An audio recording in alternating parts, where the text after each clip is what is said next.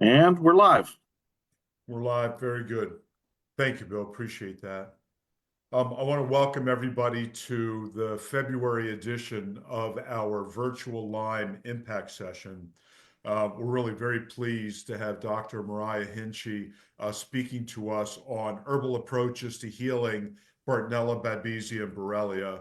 We were talking earlier before we started the recording how popular herbal protocols, herbal tinctures, homeopathy is. It does seem to be a divergence within the Lyme community of those people with different approaches to treatment protocols. Some, believing antibiotics, others believing herbals, others believe in a hybrid approach. So this will be actually a very good topic.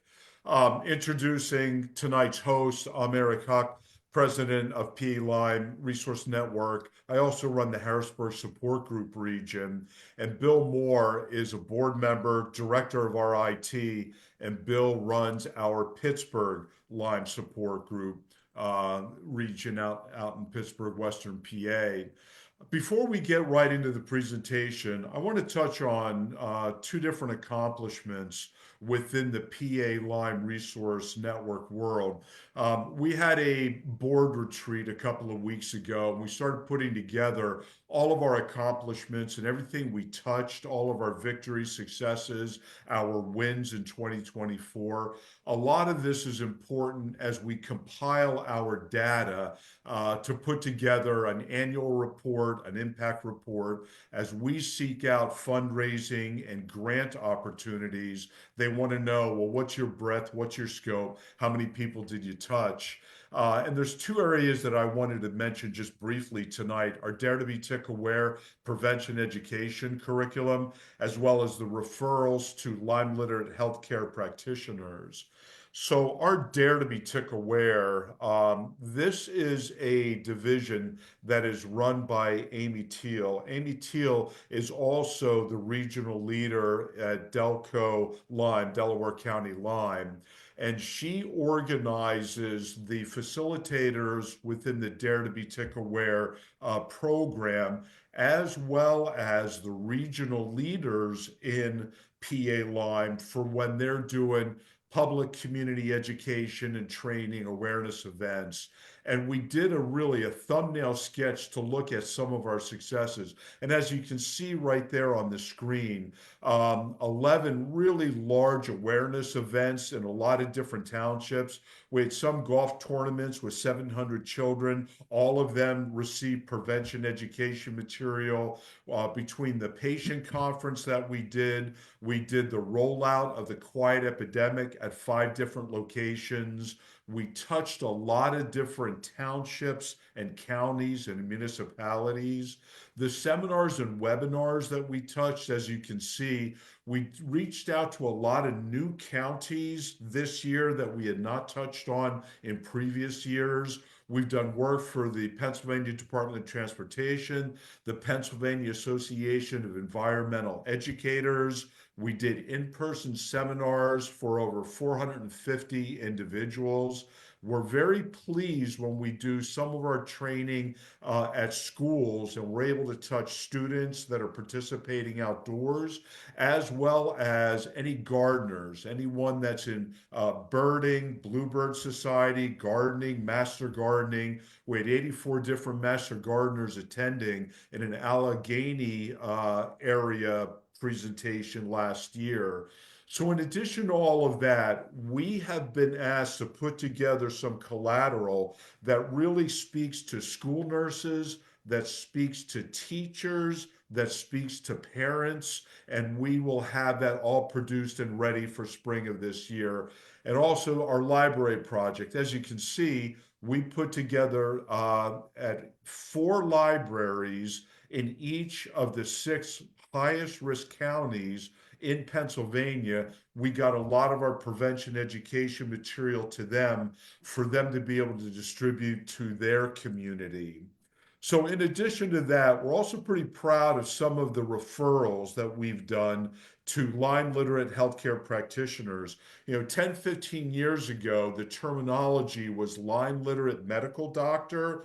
And we don't see that expression used as much because we find that a lot of the Lyme literate healthcare practitioners, they're naturopaths, they're doctors of chiropractic, they're not just medical doctors. So we feel that if you're experienced, if you've gone through an ILADS training, if you understand the different guidelines and treatment protocols for long-term Lyme, chronic Lyme, then you are worthy of being on an internal referral network that we have.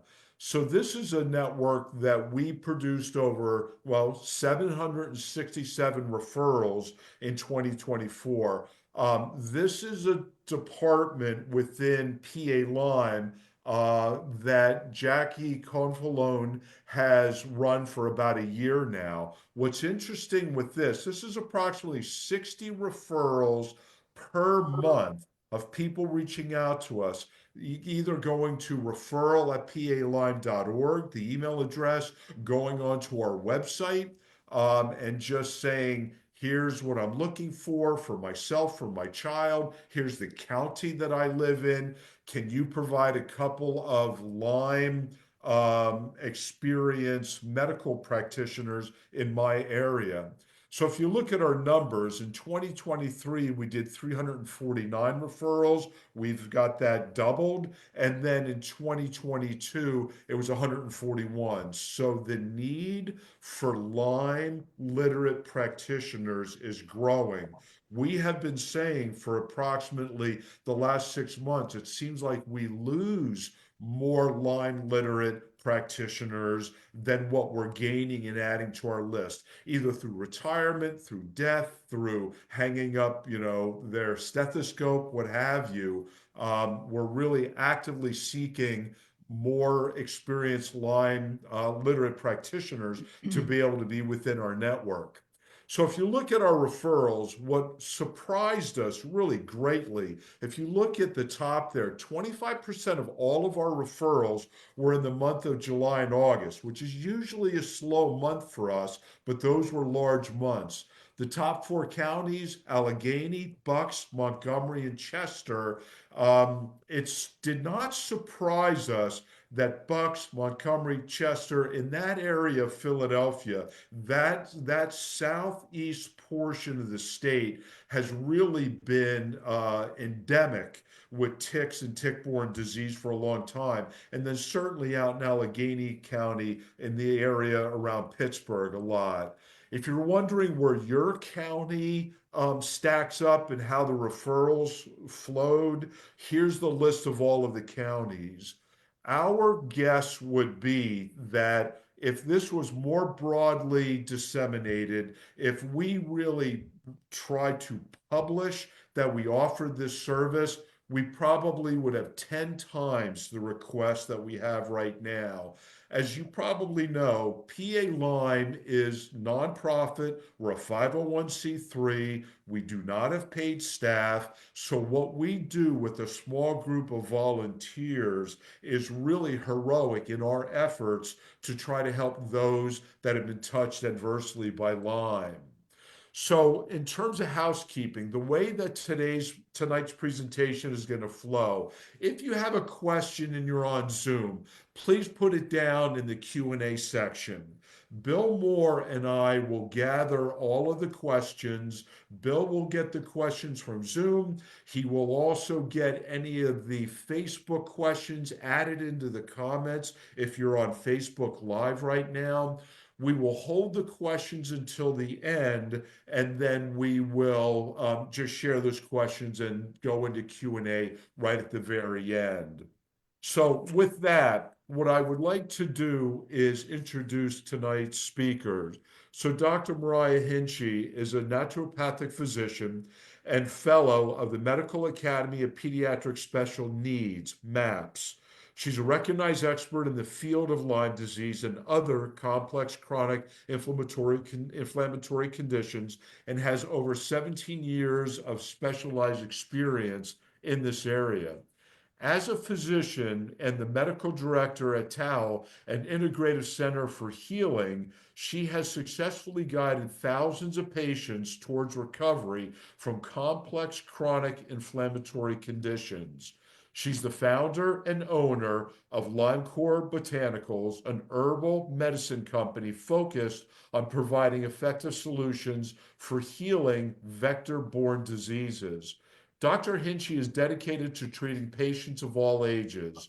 She has a specialty in pediatrics, and she's also a sought-after speaker educating many healthcare professionals on the pathophysiology of vector-borne diseases and how to successfully integrate functional, herbal, and lifestyle medicine into their practices. It's an area that's becoming more and more popular. There are maybe a handful of nationwide key experts in this area, and we're actually just tickled pink that we have Dr. Hinchey available with us tonight.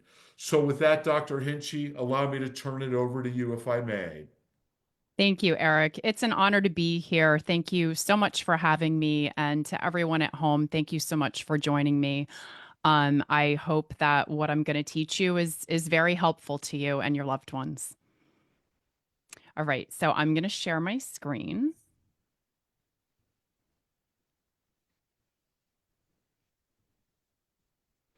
And we'll get started.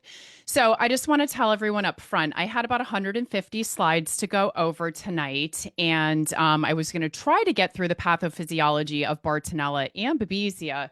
And really, I'm going to cut it back to just Lyme disease for tonight's presentation.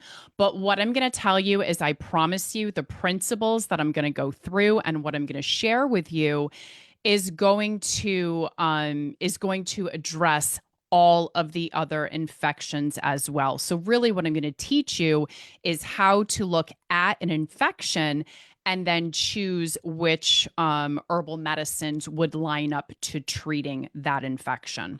So I'm going to hop right in. Lyme disease and vector-borne diseases are on the rise globally. They're widespread and they're pervasive, and they're implicated in numerous chronic complex illnesses. Now, Eric did talk about ILADS a little bit. I just always like to start out by, first of all, thanking ILADS. I have been going to their annual conferences for about 17 years. I was lucky enough to be forced to be Lyme literate when I was in clinic in naturopathic medical school. And I immediately found ILADS and started going to their conferences, and I would say that I really owe them as well as master herbalist Stephen Buhner. I owe them for really my life and my health and what I know about Lyme disease and am able to share with you all. So Lyme disease doesn't discriminate. It's in every single state in our country, and it's in almost every country in our world. This is a new statistic that I learned about. So if you look at the CDC says that there's roughly about 500,000 cases of Lyme disease annually in the United States. Well, this new Medicare data suggests that Lyme disease diagnosis in older adults may be 7 times higher than reported. So if you do the math, that's about 3.5 million cases a year. There was another recently published survey of over 3,000 patients with chronic Lyme disease, and it showed that over 50% had a co-infection and over 30% had 2 or more co-infections. And I just want to point out that there are other ways besides ticks that one can get vector-borne diseases. There's evidence of organ transplant transmission. There's evidence of potential transmission by mosquitoes or biting flies. There's evidence of potential sexual transmission. And yes, this was in a mouse study, but it is still potential. And there's also vertical transmission or gestational Bartonella and Lyme disease.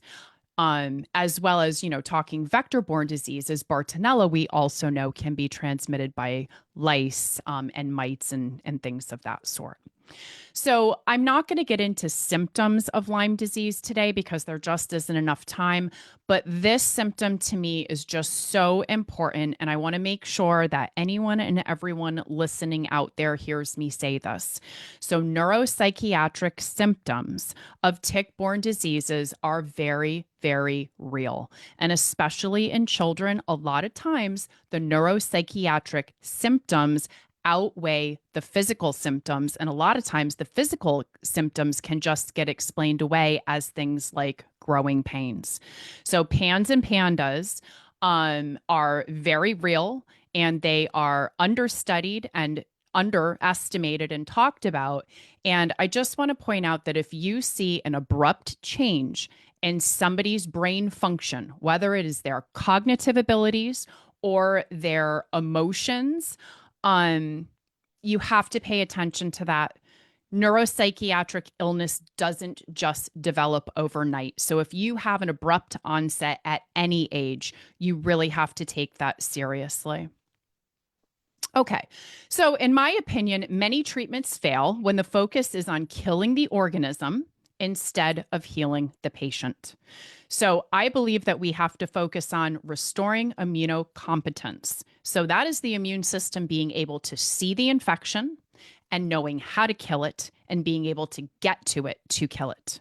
We have to make the body inhospitable to the infection because these stealth infections have a way of taking over our bodies and getting our bodies to work for it instead of for us. And we have to focus on healing the entire body. So we almost have to act like a medical detective and go in and figure out all the pieces of the body that this organism has invaded and hijacked and, made their systems go awry. And we have to normalize that while we are killing the infectious organism. So a few key points that I want to kind of like lay the groundwork for today's discussion is that Lyme is an inflammatory infection. It causes inflammation, which causes most of the symptoms, but then it lives, hides, and thrives off the byproducts of this inflammation. It's the inflammation that ultimately causes the immunoincompetence and lets it be chronic. There's no combination of antibiotics that are going to completely eradicate the infection or any infection for that matter. It's the immune system that has to completely eliminate it from the body or force it into remission by stopping it from replicating. Antibiotics, now we're talking prescription or herbal, only shrink an infection to the amount that's manageable by the immune system. In the end, it is a competent immune system that puts Lyme and vector-borne diseases into remission. You cannot restore immunocompetence without getting inflammation in check and healing the gut and restoring balance to the microbiome. That's a very, very important point. So, to me, the number one goal in healing chronic vector borne infections is to restore immunocompetence. There's a lot that goes into this, but if I had to boil it down to just 4 pillars, it would be to modulate the inflammatory cytokine cascade, balance the T helper branches of the immune system, support the routes of elimination, as well as the detox pathways in the body, and heal the gut. We cannot detox properly if we have a leaky, inflamed gut. So those two go together. And then we also have to provide sufficient micronutrients for all of the biochemical reactions in the body. I hate to simplify the magnificence of the human body, but really we are just a bunch of biochemical reactions. And every biochemical reaction is dependent on an enzyme. And every single enzyme is dependent on a different nutrient, usually a vitamin or a mineral. So if we have all of these nutrient deficiencies because our digestion is poor because of the inflammation, because of the infections, now we're not going to physically be able to build the structure of our bodies correctly, but we're also not going to be able to run all of the different chemical pathways in our body, like those that detox us or make our immune cells or fight inflammation or make our neurotransmitters or our hormones. So All of these nutrients are very, very important, and I highly suggest that everyone have an intracellular micronutrient panel done so that you can see what you're absorbing from your food and what you're deficient in. Because being deficient in something like magnesium, magnesium is needed for over 500 of these biochemical reactions to occur. So, now, the problem to me is killing the infection while restoring immunocompetence. There are limitations of pharmaceutical antibiotics if we are looking at our four treatment goals. So, pharmaceutical antibiotics primarily focus on killing the pathogens and not addressing these other goals. And one of the big pieces of this is the narrow focus of eradication. So, prescription antibiotics are only going to kill the type of organism and the part of the organism that they are man made to address. They're not going to address the biofilms, and they're not going to address the other mechanisms of action that the spirochetes use to evade the immune system. And I'm going to get into some of these in a minute. They do not bolster or support or balance the immune system, and they cause major disruption to the gut microbiome as well to the integrity of the gut lining. Now, excessive antibiotics, like I said, can disrupt the microbiome. They can increase gut permeability, which will increase the toxic load and eventually impair organs of detoxification and elimination. It can alter nutrient intake, and it can trigger the formation of persister cells, all ultimately leading to further immunoincompetence. So we're really left with a conundrum. How do we kill the infection without causing further immune dysfunction? And this is where I argue herbal antimicrobials can do this. So, really, the solution is using herbal medicine to resolve the vector borne diseases. And there are plenty of studies that show this. This is one done by Fang in 2020, and it showed that herbal antimicrobials had equal or greater effectiveness in eradicating pathogens compared to the conventional antibiotic treatments. So, again, if our goal is to restore immunocompetence and we need to address the inflammation, the microbiome, detoxification, and micronutrients while shrinking the infections, there will come a time or a crossroads where the pharmaceutical antibiotics need to be removed from the treatment and their herbal antimicrobial counterparts have to take their place to stop the reemergence from the infection. Because if you're thinking, well, I'll just take the antibiotics for however long it takes, and I will get that infection out of the body. And then I'm going to come over here and I'm going to focus on restoring immune competence, healing the gut, detoxification, all of the things. Well, what happens once you've stopped the antibiotics?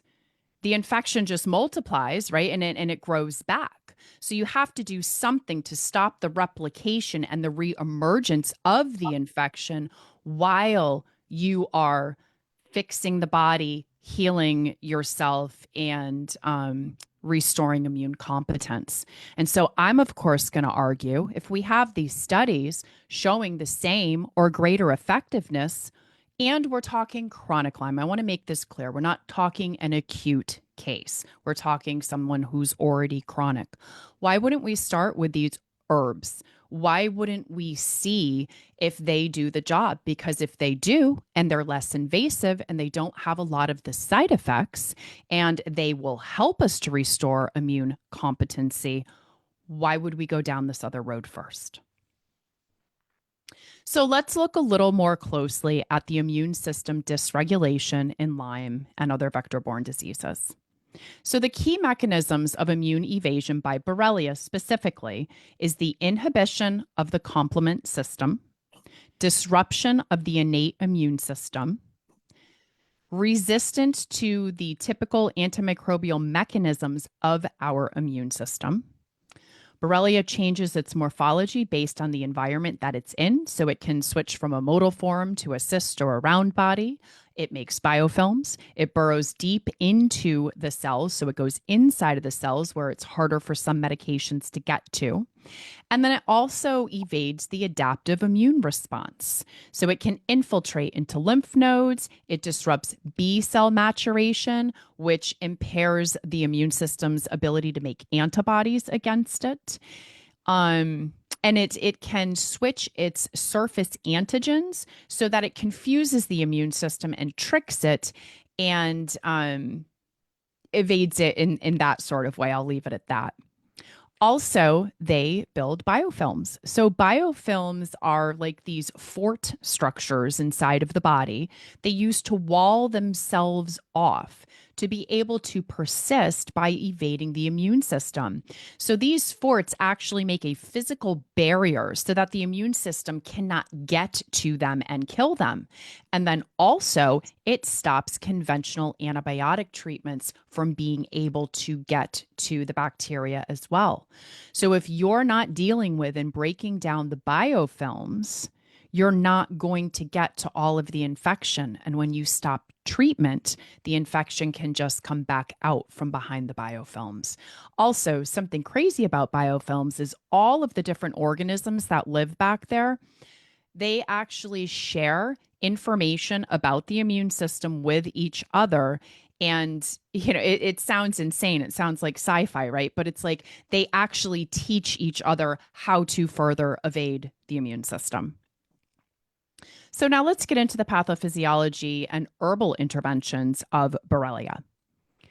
So let's start with the beginning of an infection. So when you first have a spirochete or Borrelia entering the body, it attaches to the wall of a blood vessel, and they release various cytokines or pro-inflammatory chemicals, which allow them to enter into what's called the extracellular matrix. So that's the area outside of the cells. And this gets them kind of like into the connective tissue eventually. Now, these spirochetes work along with chemicals in the tick's saliva that actually shut down the immune system. So, the longer the tick feeds on you, the more saliva gets into the bloodstream and the worse the immune status becomes, and the easier time that these infections have getting into the body and evading the immune system. So, next, Borrelia basically exploits three enzymes in the body. There's hyaluronidase, aggrecanase, and collagenase. So hyaluronidase breaks down hyaluronic acid, aggrecanase breaks down aggrecan, and collagenase does exactly what it sounds like. It breaks down collagen. Now, collagen contains the exact nutrient profile that a spirochete needs to live and thrive. This is one of the reasons why it loves to go to the joints. Lyme hates oxygen. It hates the blood. Our joints, especially our large synovial joints like our knees and our shoulders, don't have a blood supply. They get their nutrients from synovial fluid. So Lyme likes to go in there because there's no oxygen, there's less immune cells, and it can break down the cartilage using aggrecanase and then break down the collagen using collagenase and feed itself. So what's really cool about herbs is that we can inhibit hyaluronidase using echinacea as well as ashwagandha. We can inhibit aggrecanase using Japanese knotweed, and we can inhibit the collagenases 1 and 3 using Japanese knotweed, and the MMP9 form of collagenase we can inhibit using cordyceps, red sage, and Chinese skullcap. So if we combined ashwagandha, Japanese knotweed, and Chinese skullcap, we can actually inhibit hyaluronidase, aggrecanase, and the MMPs. And it is said that if we can stop these enzymes, we can halt the infection. Because if the spirochetes can't break down collagen, they can't feed, they can't reproduce, and they cannot spread through the body. So next, we have the cytokine cascade that is activated by the infection. And so there is a tail portion or a flagella on the spirochete, and the presence of that flagella kicks off one of the upstream pro-inflammatory cytokines known as nuclear factor kappa beta. And nuclear factor kappa beta kind of kicks off this whole rest of the cytokine cascade along with something called the MAPKs. Now, this is going to increase interleukin 6, interleukin 8, interleukin 1 beta, tumor necrosis factor alpha, indolamine 2,3 dioxygenase, and quinolic acid. And these are the main inflammatory cytokines that cause a lot of the symptoms, a lot of the pain syndromes, the neuroinflammation, the dysfunction in the body. And I'm going to digress for a second because I just found this fascinating when I learned it. The IDO enzyme, indolamine 2,3 dioxygenase, actually inhibits tryptophan. So that's the amino acid that, like, the story is everyone's so tired after Thanksgiving because of the tryptophan in turkey because it's converted into melatonin. So this enzyme actually shuts down that pathway and it stops the production of serotonin and melatonin. And instead, you make quinolic acid, which is an excitatory neurotoxin, so toxic that it can lead to seizures, even in some people. So we can use Chinese skullcap to actually shut down that IDO enzyme. And then we give the body back its ability to convert tryptophan into serotonin and into melatonin.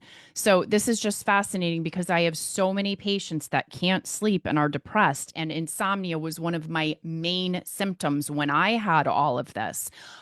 So I just, when I find little things that explain the symptoms that a lot of people can't figure out what's causing it, and then knowing herbs that can intervene naturally instead of having to take like major sleep aids, I love all of that stuff. So I just wanted to point that out to you. But basically, it's these pro inflammatory cytokines that cause the immune system to react and perpetuates the continuous inflammation in the body. It's the inflammation that causes the tissues to be continuously broken down, feeding the spirochetes and allowing the infection to spread throughout the body. The cytokines continue to be activated into the chronic stage and throughout the whole rest of the time that you are infected. It causes further immune imbalance and immune incompetence, and it causes tissue destruction and cellular dysfunction that ultimately makes the body hospitable to the infection. And like I said, it's responsible for most of the symptoms, especially the pain and the brain dysfunction. So there's an additional upstream driver of inflammation known as galactin 3. I talk a lot about this. I'm keeping it to one slide tonight. Basically, galactin 3 is a good thing in an acute infection or injury. It brings in the inflammatory cytokines. It brings in all of the immune cells needed to kill an infection or heal an injury. But when it is elevated chronically and consistently, it causes a suppression of the immune system. It causes more cytokine storms. It causes mast cell activation. It causes the formation of fibrosis. It promotes pathogen adhesion and evasion of the immune system. It forms biofilms and it leads to autoimmunity. So it is a very bad thing when it is chronically elevated. So, cytokine interventions, understanding them and modulating the cytokine cascade significantly enhances treatment outcomes. And this is with pharmaceutical antibiotics, even, right? So, whether you are doing just pharmaceutical antibiotics or you're doing an integrative treatment plan, or you're doing an herbal plan, using herbs that are going to modulate the cytokine cascade is of utmost importance. So it's going to decrease the resistance to treatment. It's going to reduce the quantity and duration of antibiotic usage. It will lessen the symptom burden, and it mitigates long-term physiological damage to the body. Again, my favorites being Japanese knotweed and Chinese skullcap. So really, it is immune system dysfunction that is causing the chronicity of these infections. And it's because these infections disable the immune system's ability to recognize and target the infection. And this leads to ongoing inflammation, which increases the invasion, proliferation, and immune suppression, ultimately leading to immune incompetence. Now, to make matters worse, all of these vector borne infections affect the microbiome negatively. So, just their sheer presence and them driving up nuclear factor kappa beta and tumor necrosis factor alpha and interleukin 1 beta and interleukin 6, that causes massive inflammation in the gut, breaks down tight junctions, and allows um, antigenic food particles in, toxins into the body, other pathogens and organisms that our gut lining are supposed to keep out. It allows these things to get into the systemic circulation, and it alters the microbiome all by itself. But in addition, when we are using heavy duty and sometimes long term pharmaceutical antibiotics, that is going to disrupt the microbiome and lead to dysbiosis, which makes everything that I just talked about even worse. So I thought this study was fascinating. It shows a distinct microbiome signature in post treatment Lyme disease patients. So they're actually seeing a pattern of what Lyme disease patients' microbiomes look like after they've gone through treatment. There are numerous sources that talk about prescription antibiotics and the development of gut inflammation and further immune system dysregulation. There's study after study after study showing the importance of balance of the microbiome for proper immune function. And so this is just a little insignia that we put together to show how the cytokine activity increases gut permeability, leading to food sensitivities, leading to reabsorption of toxins into systemic circulation, causing further cytokine storm, oxidative stress, more systemic inflammation, especially central nervous system, leading to further organ damage and dysfunction, and further immune dysregulation. And this is just a very vicious cycle, and it needs to be broken to restore the immune system. Inflammation is really the driving force in all vector-borne diseases. With Borrelia, it feeds the spirochetes. It causes most of the symptoms. It causes an imbalance in the immune system. It puts stress and damage to our organs. It imbalances hormones and neurotransmitters, and it causes breakdown of the gut and increases permeability. Really, it's inflammation that is making the body hospitable to the infection. So, a lot of people are relieved when they find out, after years and years of searching that they have something like Lyme disease, because it's something to fix, right? It's something to get rid of. And so a lot of people will consider it the root cause. And I used to consider it the root cause until I saw all of the other things that these infections do to the body. So it affects and alters the terrain of the body in so many different ways. And again, it gets the body and the cells to work for it instead of for us.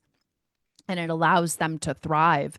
So you can see, excuse me, all of these other things on here that I would consider now to be the other underlying causes. So it's like it's collateral damage, but it's now a root cause. And we're not going to be able to heal the body or restore immune function until we figure out which pieces of the puzzle here are in the individual that we're trying to treat, or in you, if you're the patient. And you have to go through and you have to fix all of these things while you're shrinking the load of the infection.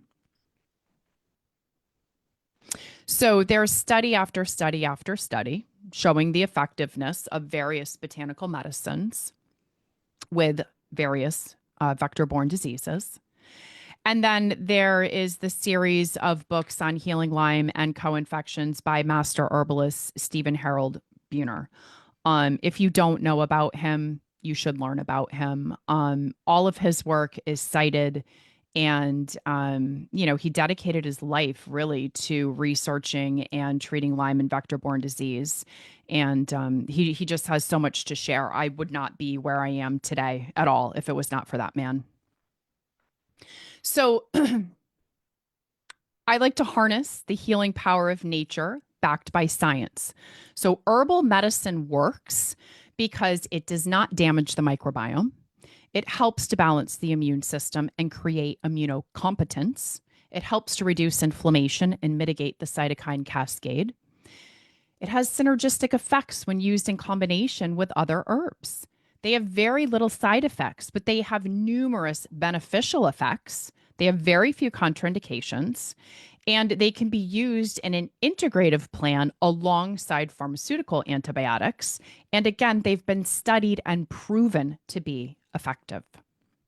Now, I prefer wildcrafted herbs for a few reasons. So, number one, they're grown in ideal conditions with access to more nutrients. So, when an herb has to be out there, actually, that should say they're not grown in ideal conditions. So, they have to actually fight for their lives. They have to face the elements, right? They have bugs trying to eat them. They've got, harsh weather. They might go through hurricanes or droughts or all of these various habitat conditions. And when an herb goes through kind of like a rough life fighting for itself, it actually builds more constituents. So wildcrafted herbs are typically going to be more potent than an herb that was grown in a farm. These plants are part of a diverse ecosystem, and the way that they grow gives them more robust growth when they are out facing the elements. And they're also going to get more diverse microbiome of the soil, which actually makes them healthier as well. And then obviously, if we are wildcrafting instead of farming, there's lower environmental impact and fewer chemical exposures. Now, I would not use an herb and do not use an herb on anyone unless it has been tested for pesticides, heavy metals, microbes, and it's been identified down to the species. So for me, I don't mind using wildcrafted herbs because they're going to be tested. But if we can't find a wildcrafted herb, and we need to make something, then we will go to an organic farmed herb. That would be my next choice because at least it would have less chemical exposure and hopefully it will have followed stringent organic farming practices. And then I also want to point out the benefits of using a whole herb over a standardized extract. So what I mean by this is, let's say that we want to use Japanese knotweed root. I want to use the whole root. I don't want to just extract resveratrol. And I'm sure most of you that have heard anything about treating Lyme with herbal medicine, you have heard about Japanese knotweed and you've heard about resveratrol. And a lot of companies will tell you it's fine to use resveratrol as long as it comes from Japanese knotweed. But I want you to look at something. Look at this slide. Resveratrol is a stilbene. Stilbene is only one component of the Japanese knotweed root. Resveratrol decreases nuclear factor kappa beta, which is wonderful, and interleukin 6, and it increases nitric oxide. So those are great things. But if you only take out the resveratrol, you're not getting the polydontin, which decreases IL-1 beta, tumor necrosis factor alpha, the toll-like 2 receptor, the toll-like 4 receptor, and restrains the expression of the MPC1. You're not going to get the amodin, which is a proficient anti-inflammatory and also decreases LPS-induced inflammation. So that's fancy terminology for Herxheimer reaction, right? You're not going to get the bioflavonoids, which boost immunity, are powerful antioxidants, change how genes behave, and contribute to a lot of other long-term health benefits. You're not going to get any of the benefits of the polyphenols that are in the Japanese knotweed. So again, if we use the whole Japanese knotweed root, we're going to get all of these things versus just extracting resveratrol, and now we're only getting what the resveratrol does. And remember, all of these constituents have synergistic effects with each other. And a lot of times they are offsetting some of the effects of a different constituent that can be protective to the body. So, again, I am just such a big fan of using the whole part of the herb, the whole part of the desired part of the herb versus using standardized extracts. All right, rant over. So, when we are looking at using herbal medicines, I have certain goals or certain bases that I'm trying to cover. And this part I think is so important because if you learn and understand this, then you can come up with your own treatment protocols depending on what is there. So, this is treatment goals for using herbs to heal any infection. So, number one, understand the specific immune dysfunction caused by the particular organism, as well as any underlying immune dysfunction that the patient or you already have. Number two, know the nature of the cytokine cascade for that particular organism. What inflammatory cytokines are being exploited? What enzymes are being exploited to break down certain parts of the body? So know what they are, then you can pick the herb, and I have a whole chart for you that will inhibit those specific cytokines. Then know which organs and tissues the infection likes to live in. So we know Borrelia, where does it like to live? It likes to live in the joints. It likes to live in the connective tissue. I mean, really, it likes to live anywhere in your body that is a weakness, either genetically or previous injury. But historically speaking, it loves your joints. It loves the collagen. Know what nutrients the organism needs for survival and where it gets them from in the human body. So again, Borrelia needs the nutrients that are in a strand of collagen. Then understand how it evades the immune system. So this could be Borrelia going intercellularly. This could be Borrelia building and hiding behind biofilms, right? So we have to tackle the biofilms, and we have to use things that can get intracellularly or in the cell. And then we need to ensure that all routes of elimination are open. So deep breathing, right? We off gas through our breath. We sweat out toxins through our skin. We pee out toxins through our urine, and we poop out toxins in our feces. So we need to make sure that we're doing all of these things so that we can get the toxins out. And really, we should make sure that all these routes of elimination are functioning properly before we start trying to pull and detox cellularly, right? So we need to support liver detoxification pathways. We need to support lymphatic flow and lymphatic drainage. And then also we have to support getting things out of the cell, and a lot of times trapping those things once they're out. And then finally, use proven antimicrobials that are specific to the organism you're trying to kill. So if you're just using antibacterials that don't have antiparasitic functions and you're trying to treat Babesia, you're not going to get rid of the Babesia because Babesia is a parasite, right? Or if you have Powassan virus, it's a virus. So you need to use antibacterials for bacteria, antiparasitics for parasites, antivirals for viruses, etc. And some of them, there's an overlap, but just understanding that. So really, we need to understand how the infectious organism thrives inside of the body, understand how the patient's circumstances are making their body hospitable to the infection. And then we need to understand the mechanisms of action of the medications, herbs, and nutraceuticals that you're using. And you can kind of match them all up together to create an intelligent, customized, and effective treatment plan. Now, I'm going to go through these slides rather quickly. Eric is going to get you guys a PDF of this presentation. So I just wanted to keep them in here for reference. I'm not going to read through all of them to you. But basically, these are the primary anti-inflammatory herbs. And you can see specifically which inflammatory cytokines they're inhibiting. Excuse me.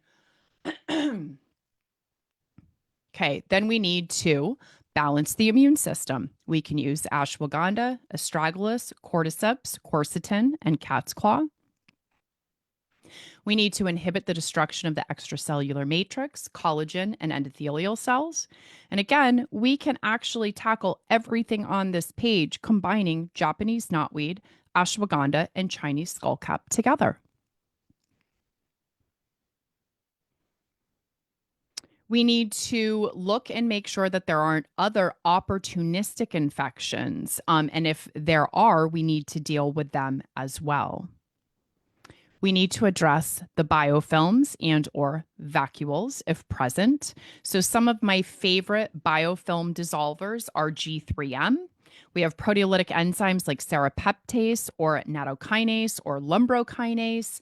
There's a slew of botanicals like berberine, curcumin, grapefruit seed extract, oil of oregano, garlic, olive leaf extract, monolaurin, and lumbrokinase. And then we need to make sure that our routes of elimination and detoxification pathways, both at the cellular and organ level, are functioning optimally. And there are a ton of various herbal compounds that not only protect cells from oxidative stress and optimize cellular function and detoxification, but really maintaining intestinal barrier integrity and using various herbs to heal the integrity of the gut is super important. Then we also can use weak binders like chlorella or G3M to bind the toxins and remove them from the body. So one of my favorite things to use, and there's little that I use on every single patient, but G3M does a lot for our treatment goals. So number one, it reduces the inflammatory cytokines interleukin 6 and interleukin 1 beta. Number two, it promotes healthy collagen growth and pulls fibrotic tissue from the connective tissue and collagen. It breaks down biofilms. It binds heavy metals, including lead, mercury, arsenic, and cadmium. It enhances natural killer cell activity in a dose-dependent manner. It supports detoxification by binding endotoxins or LPS. And remember, this is what ignites a Herxheimer reaction. It helps to heal the tight junctions of the gut, so it is helpful with leaky gut. And lastly, it actually helps to bind mycotoxins as well. I left that off. Okay, so here's the chart I was talking about. So you can see the major pro-inflammatory cytokines that Borrelia sort of exploits or ignites. And you can see all of the various herbs that are going to inhibit each one of those. So you can kind of cross-reference and pick the least number of herbs that are going to tackle all of those cytokines. So, using antimicrobial herbs in vector-borne diseases, their medicinal properties reach far beyond their killing abilities. And this is one of the most beautiful things about these herbs. So, all of these herbs that I'm going to run through with you are antimicrobial. But wait until you see all of the other properties that these herbs have. I put a lot of information on these upcoming slides. I'm going to go over the summary slides with you, but I left the other ones in there so that if you want to, you can actually look up the citations and the sources for the information that I gathered. So Japanese knotweed, in addition to being antibacterial and antispirochetal, there are studies that also show that it's effective against Babesia.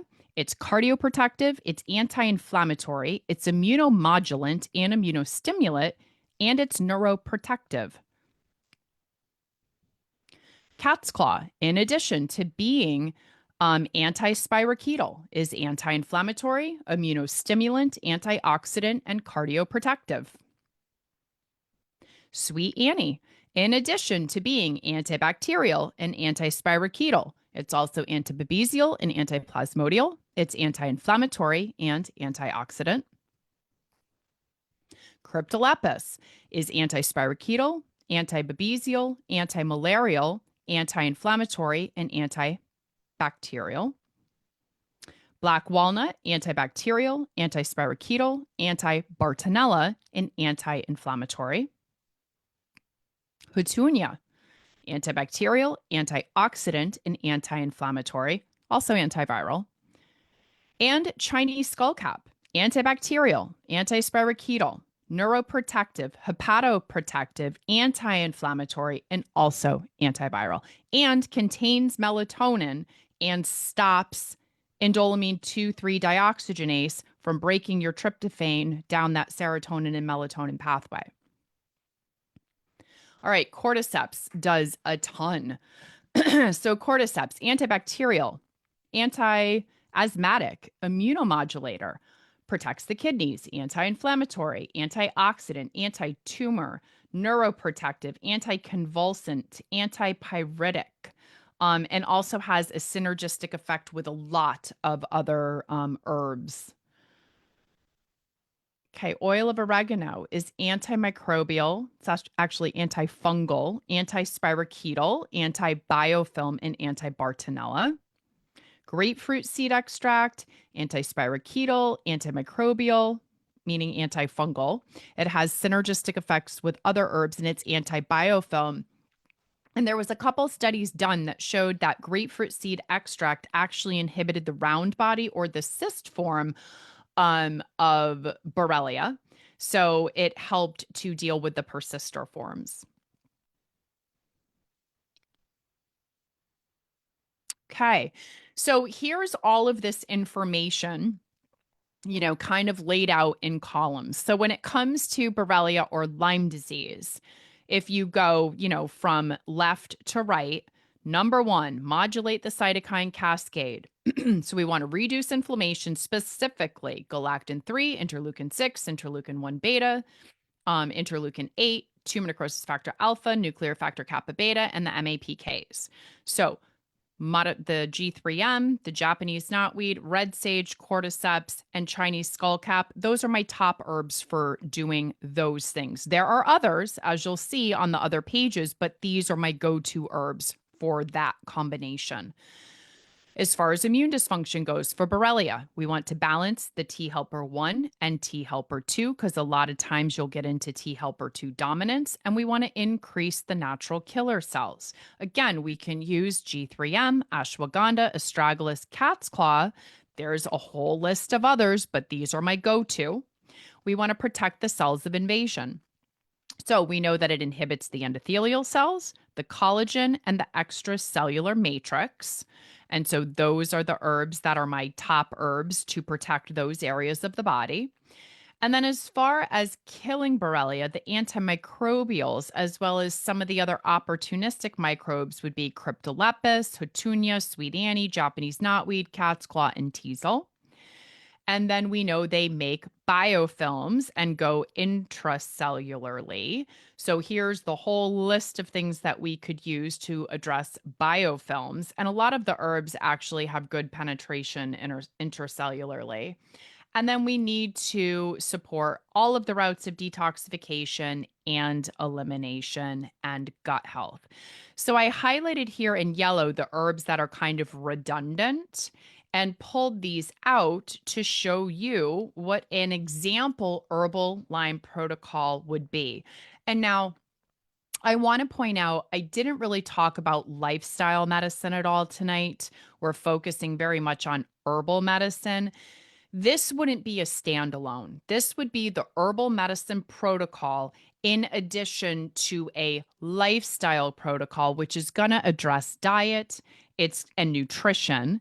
It's going to address stress management, gentle movement therapy, soothing the vagus nerve and, fixing the dysautonomia, all of these other things. I actually have what's called the 10B protocol. We can talk about maybe some other time, or you can search online and find it, or I'll get it to Eric and he can get it to you.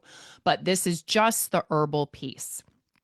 So all of these things, with the exception of the grapefruit seed extract, are to be done 3 times a day. And that's because of how long they last inside of the body. And we want to keep a certain cellular concentration. So we're going to do everything I say 3 times a day. And I have people do it kind of like right before breakfast, right before lunch, right before dinner, as long as those meals are at least 4 to 5 hours apart. So we do the G3M, 1 teaspoon. We do ashwagandha, a fourth to a half of a teaspoon. We do Japanese knotweed, a fourth of a teaspoon. Cat's claw, a fourth of a teaspoon. Cryptolepis, a fourth to a half of a teaspoon. Chinese skullcap, a fourth to a half of a teaspoon. Sweet Annie, a fourth of a teaspoon. Black walnut, a fourth of a teaspoon. And we mix this all together with a little bit, about 6 ounces, 8 ounces of water.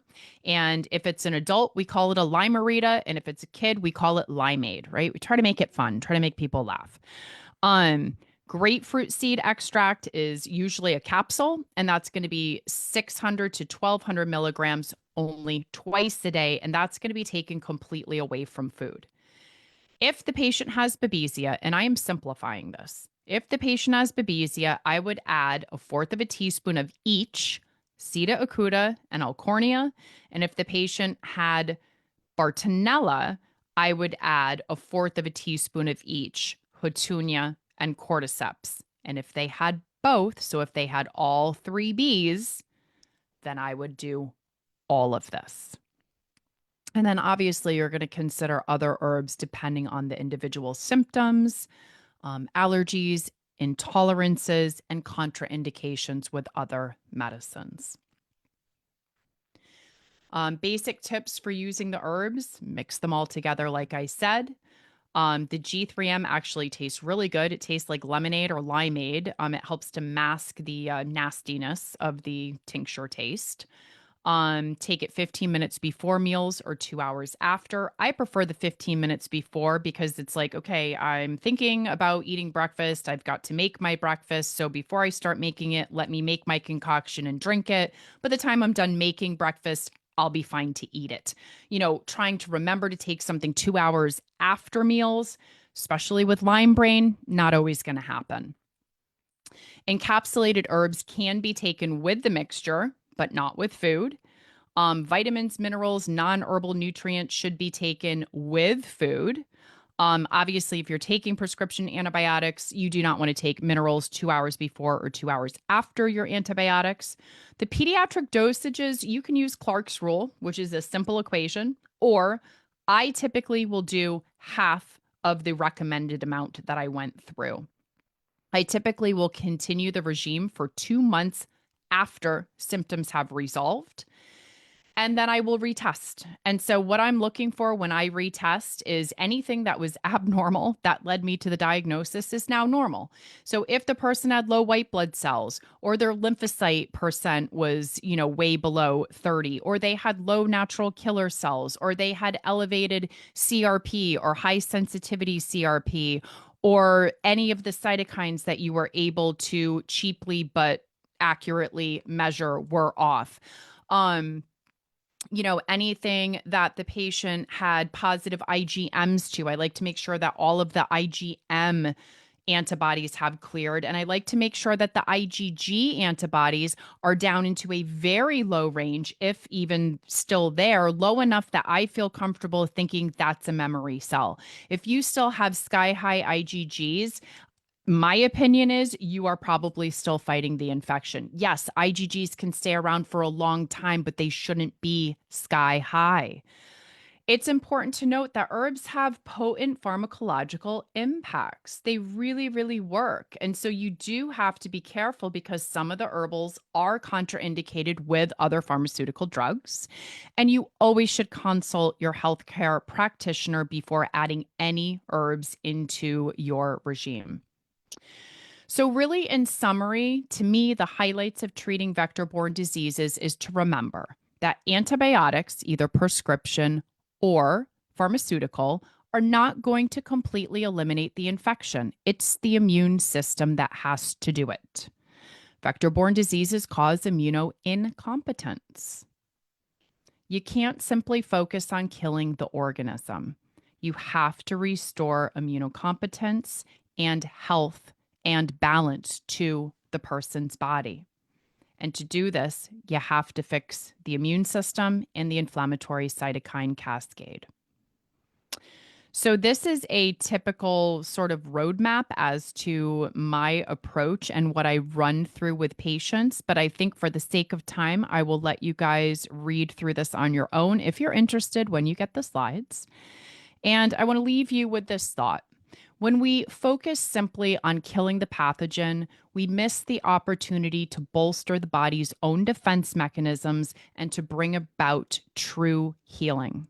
Immune dysfunction is at the heart of vector borne disease, and restoring immunocompetence is the key to resolution. Thanks.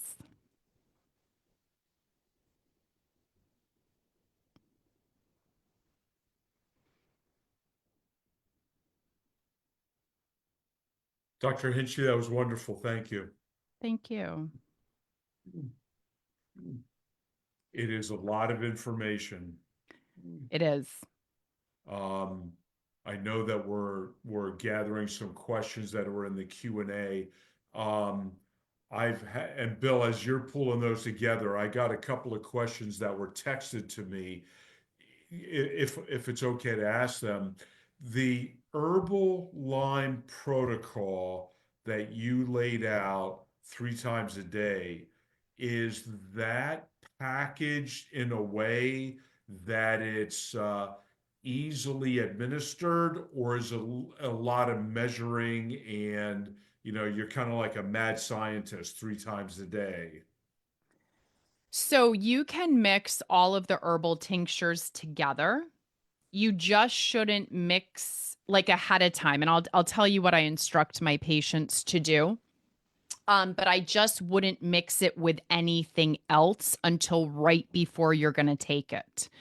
So let me make this simple. Let's say that you were using 4 herbs and you ordered 4 herbs from whatever company. Let's say you ordered Japanese knotweed, Chinese skullcap, cryptolepis, and ashwagandha, and it's a 4-ounce bottle of each herb, right? And let's say for simplicity's sake, that you're doing 1/4 of a teaspoon of each herb. When you get them all, as soon as you open them, I would empty all 4 bottles into a ball canning jar with a lid that screws on tight, and I would shake it up for about a minute or two, and then I would funnel it back into those 4 bottles, and then you would have 4 identical bottles. And now, since your dose is 1/4 of a teaspoon per herb and there's 4 herbs, it would be 1 teaspoon. So I would bring a bottle to work with me. I would leave a bottle in my center console of my car. I would kind of stage them all over my life so that I'm not transporting bottles all over the place. And then when it's time to take it, you just measure a teaspoon and you take it. Makes sense. I mean, there are companies that have formulas too, where they've already been pre-mixed. Did I answer the question that you were asking? Yes. Okay. Okay, we're getting a ton of questions. Anybody has a question and you're on Zoom, you can use the Q&A feature. If you're on Facebook, you can just leave a comment. The first question I have here is, how can I check for potential drug interactions between prescription medications and herbal supplements? So I typically will look at Stephen Buhner's books. He has contraindications in there for every single herb that I've talked about. So that is where I typically go. I'm sure that there's some sort of database that you can use, but I don't know the name of it off the top of my head because I don't use it. But, again, it's important to talk with your doctor about it. Sure. Okay, the next question is, this person has a heavy load of mycotoxins and heavy metals, in addition to the Lyme, Bart, and Babesia. This person has Epstein-Barr and CMV. Do mycotoxins and heavy metals have to be treated before the other infections? So, if you are using pharmaceutical antibiotics, then the answer is yes. If you are using lifestyle herbal medicine, my answer is no. but it needs to be done simultaneously. But there's a ton of overlap. Like all of the lifestyle stuff you would do for vector-borne disease is pretty much the same as you would do for mycotoxin illness. And a lot of the inflammatory cytokines that you're trying to inhibit in vector-borne disease overlap with those in mycotoxin illness. Um, a lot of the immune system dysfunction is the same. So it's like, I would say that you're kind of able to treat probably 70, 65, 70% of both doing the same things. But when it comes to mycotoxin illness, I mean, number one, you have to make sure that you are out of the water damaged office or home or vehicle or wherever your exposure is. And then you have to really up the amount of polyphenols and bioflavonoids that you're using in antioxidants so that and use herbs that are protective of the cells. And that's a piece that I don't really do in my vector-borne disease treatment. So that's something that if the person has mycotoxins, that's sort of like another layer that's there. And then a lot of the binders that I use to bind to LPS are also effective with mycotoxin illness as well. And, if heavy metals are present, so again, a lot of this is style, right? So I don't recommend people to go and do like DMSA or calcium EDTA IVs to very aggressively pull heavy metals out. I like using the G3M that binds to the metals and chlorella and, other things like that that are going to slowly detox the metals over time. So, I can only give you my answer and my approach. You could talk to probably 5 other medical practitioners and they would give you differing opinions. But again, I think the take home point is like, yes, there is definite order to the way that it has to be done if you are using pharmaceutical agents. If you're using natural means and practicing the way that I practice, I believe that it can all be done at once as long as you are out of the exposure to the mold. Okay. Eric, are you answering this question about how can we get a copy of the slides? It looks like someone's typing an answer. I started to, and then I didn't. We will post the slide deck on our website. So you would go to palyme.org.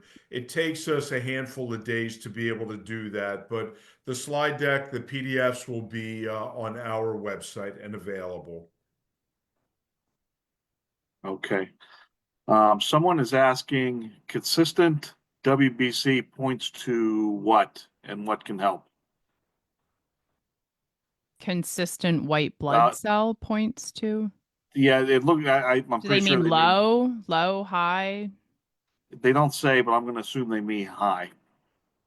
Maybe this person can clarify their question. I mean, persistent high white blood cells would just mean that your immune system is fighting an infection. If there's persistent low white blood cells, I mean, I've seen it in all of the infections, but Babesia and Anaplasma can both drop your white blood cell count. Okay, we have a request. Will diet be in another meeting? Well, what? I say diet. I don't know. That's up to Eric. We have done nutrition in the past. McFadden's got a good book, The Lyme Diet, Low Inflammation Diet. So we will take that under advisement for future sessions. I mean, I'll throw out there that I put a master class together that's a 4-part module on lifestyle medicine. And, nutrition is one of the 4 modules in it.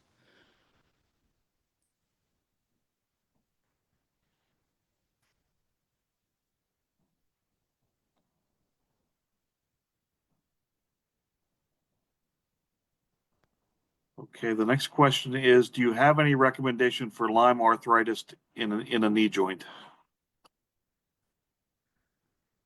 Okay, so if it's that simplistic, yes, I would ice it, I would compress it, I would elevate it, I would try to stay off of it. I also would use, those one scoop 3 times a day of the G3M, and then I would use Japanese knotweed, Chinese skullcap, and cordyceps together as anti-inflammatory.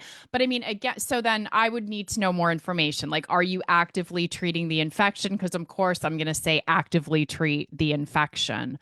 Dipsacus sylvestre or teasel root is actually really good with musculoskeletal pain and inflammation in Lyme. I have really, really good luck with that herb. So again, like I don't want to give incomplete information. Um, but I guess those would be my first answers.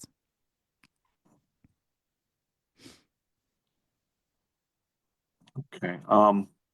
This person is dealing with Lyme as well as multiple autoimmune illnesses. Where's a good place to start, especially with a lot of intolerances to um, gluten, dairy, different things?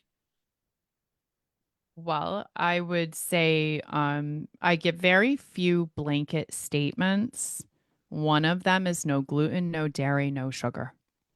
So if you have intolerances like gluten and dairy, like please avoid it like the plague. It's not good for anyone in my opinion. Gluten increases zonulin, zonulin increases gut permeability and leads to increased toxicity and that whole sort of rabbit hole. So, I mean, I would definitely avoid those things. I would try to eat an anti-inflammatory diet filled with bioflavonoids and polyphenols and, try to eat a rainbow of healthy foods so that you're getting in each of the different bioflavonoids. Like each color represents a different handful of bioflavonoids. I would try to focus on getting healthy, high quality, like grass-fed meat, to get enough protein. And then, I mean, it sounds like the question was dietary, so I guess I'll leave it at that. Yeah, folks, we're getting a lot of questions that are very specific treatment related questions, and I think I'm going to skip over those because I don't think those are appropriate for tonight. So I'm And I, trying to I look. also would need more info. You know what I mean? Like I need real Yeah, individualized information. Then also, I can't give treatment advice to anyone who's not my patient. So this is general for educational purposes only. correct.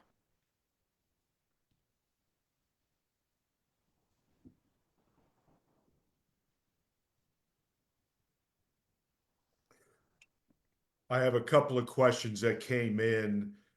You had mentioned early that there was an enzyme nutrient test that you suggested somebody take. What was that?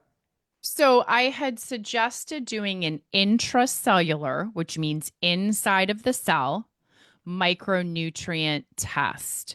So it evaluates all the vitamins. So the one that I'm talking about, can I say who I use? Does it matter? Go right ahead. Okay. So I use Vibrant America and they do a intracellular micronutrient panel. It looks at your omegas, it looks at the ratios to your omega 6s and arachidonic acid. It looks at a lot of the antioxidants as well as vitamins and minerals. It's a nice complete panel. And, if you use a conventional lab, you can get a handful of these things, but it's typically what's in the serum. And so serum only tells you what made it to the bloodstream versus if you're looking at the white blood cell or red blood cell, it actually tells you like what gets inside of the cell, which is more important because that's where all these biochemical reactions are happening. It's helpful. There's two things that I do with every patient. Again, like I'm not a big protocol type person, but if the patient can afford it and will do it, I do that micronutrient panel and I do a food sensitivity panel to look at IgGs and IgAs so that I can see how the immune system is reacting to the foods that they're eating. Because I do very customized diets or nutritional plans with my patients. Okay, I'm going to take a look at Facebook to see if there's any questions there. What are your thoughts on red light therapy as a question? Oh, I think it's great. Okay. Yeah, I mean, it enhances mitochondrial function. It decreases inflammation. It can boost, the immune system. There's so many different types of red light. Like there's red light, but then there's infrared light. There's far infrared, right? There's all these different substances, but you can't go wrong, in my opinion. It just enhances any treatment that you're doing. Okay, I'm going to read this question. How about cell danger response? How do supplements help if CDR is purposely shutting down methylation? Isn't this counterproductive and harmful?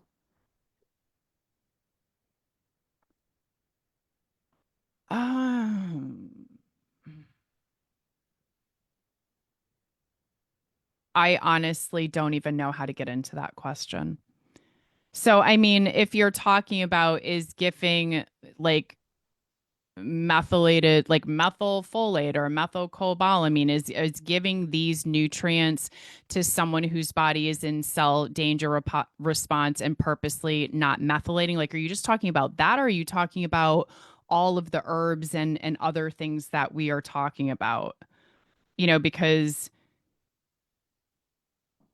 shutting down the inflammation and using the antioxidant properties of a lot of these herbs, like, I guess I don't necessarily understand what they mean by that question, because I didn't really talk about methylation or any of that.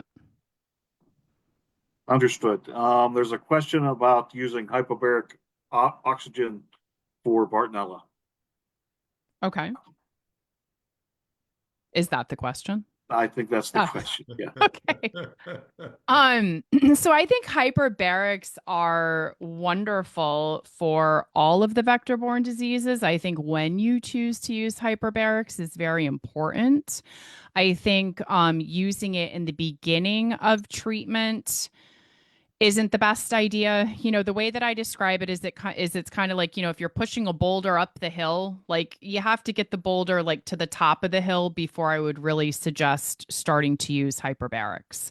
A lot of the anti-inflammatory aspects, especially when it comes to the nervous system and the increasing, of circulation, especially in the brain and nerve regeneration. I feel like once you have the infection somewhat under control and the inflammation down, you're going to have a much better outcome from using the hyperbarics, because most people can't afford to just use it ongoing, through their whole treatment. Most patients can afford to do it for like maybe 1 or 2 months. So again, I like to actually see it used more towards the end of treatment, for its regenerative properties. Do you have any thoughts on dry sauna versus infrared sauna? Yeah, I think with the dry sauna, really all you're doing is sweating. You're not really detoxifying. With the dry sauna and sweating, a lot of times it can lead to more dehydration than with using a far infrared sauna. With the far infrared, it actually has like deeper penetration into the cell. You get more of like a cellular detoxification. And it also, at least with the sauna that I use and that I know a lot about, which is the relax sauna, they've done studies that show that it actually raises the core temperature, which I look at as almost being like a fever treatment. So like we mount a fever to try to kill organisms in our body. So I feel like using a far infrared sauna, you're going to get, the raising of the core temperature, you're going to get the deep cellular detoxification benefits. And then on top of it, you're getting all of the benefits of near infrared light. Sorry, far infrared. I think I just said near. I did not mean to. A far infrared, obviously, if we're talking about a far infrared sauna.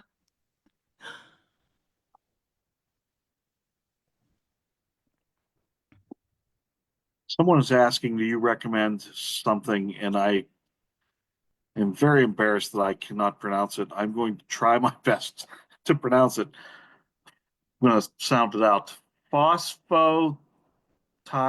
Phosphatidylcholine. That's it. All Thank right. you. Yep. So, I find a lot of phospholipid deficiencies in my patients. So, phosphatidylcholine and phosphatidylserine, and those are actually two of the things that the Vibrant Micronutrient Panel looks at. And so, I will use it, yes, if my patient is deficient in it. I try to kind of pick my battles and I try to stay to the things that I see a borderline or frank deficiency in. And I know there's the whole phosphatidylcholine protocol that I believe Patricia Kane put together. If you're asking me, do I do that? The answer is no, and it's not for any good reason. I have nothing against it.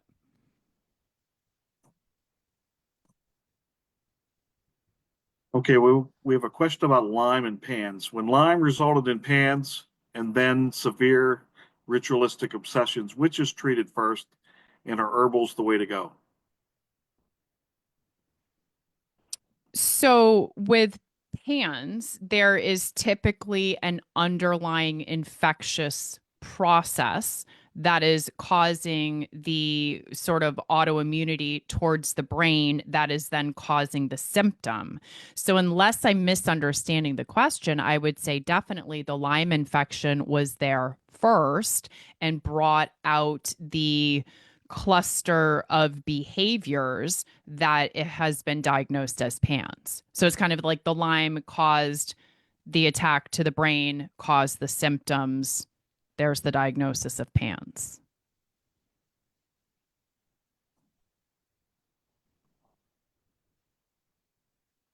On one of your slides where you had the grid of each of the different products, Japanese knotweed, cat claw, cryptolepis, black walnut, you had MCP. I saw that that showed up on a lot of those conditions. What is MCP? Modified citrus pectin. So it's what G3M is. So, like if I'm doing a CME quality course, I cannot say G3M. So I have to say a special version of modified citrus pectin. Got it. I just hadn't updated the slide. No, that's fine. That was helpful. Thank you. You're welcome. Okay, here's a pretty generic question. What is done for people who don't absorb vitamins and minerals? Well, I would say you have to figure out why. So is there a pancreatic insufficiency? Is there issues like is there hypochlorhydria, which is where your stomach isn't making enough hydrochloric acid? So I would figure out why they're not absorbing. Um, I guess if that's not what the question means, and you're looking for alternate forms, I guess I would find the best quality possible of like a liquid high quality vitamin because they tend to be absorbed sometimes easier than a, encapsulated powder. Um, or I would go to a powder that you would add water to. But really, I think the answer to the question is figure out why you're not absorbing and then address that. Okay. Would your treatment change for neurological Bartonella, or would you follow the same treatment protocol? Like for neurological Bartonella versus just run of the mill Bartonella or a different infection? Yeah, I can't tell. So, all right. So I'll answer it this way. I would tackle neurological Bartonella the same way I would tackle any Bartonella infection. I might choose an herb that has, better effectiveness towards neuropathy. You know what I mean? Or if the neurological presentation is more cognitive, herbs that can help more with memory and brain function. But I would focus on, I would do the same, the whole person evaluation, just like I went over tonight, just like I would for any other infection. But then I would go through, with Bartonella.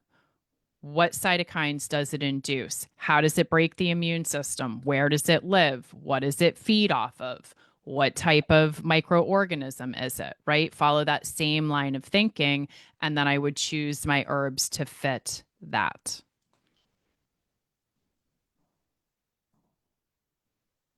Okay, we have a question on Facebook about Bart. Have you seen Bart resolved on herbals alone? Yes. I was thinking you treat specifically with herbals, I believe, Yes. because this person is asking about a combination of antibiotics and herbals. Okay, Eric, do you have any more questions? I looked at some of the questions that we had lined up. We probably have time for maybe only about another one or so. One of the questions was, how can I know what co-infections I have, or what can I recommend to my husband for getting tested for co-infections? Typically what we're going to suggest is you want to reach out to a Lyme literate healthcare practitioner, somebody that has used some of the specialty labs that really operate in this space. Some of the common labs are going to be IGeneX, MDL, Galaxy, Vibrant. I know that there is currently, it's just really within the last probably 2, 3 months, it's on the market. There's a home test kit by AccuDart. And AccuDart is an offshoot subsidiary of IGeneX, FDA approved. You don't need a doctor prescription. You can get it over the counter. If you want to just test for just one particular co-infection, whether it's Lyme, tick-borne relapse fever, Babesia, or Bartonella, each of those are, I believe, $149 to test. You can test for all four of them for $495. And so there's been a lot of good press, and just Google AccuDart, home Lyme kit, and you'll find a lot of information and data and content around that.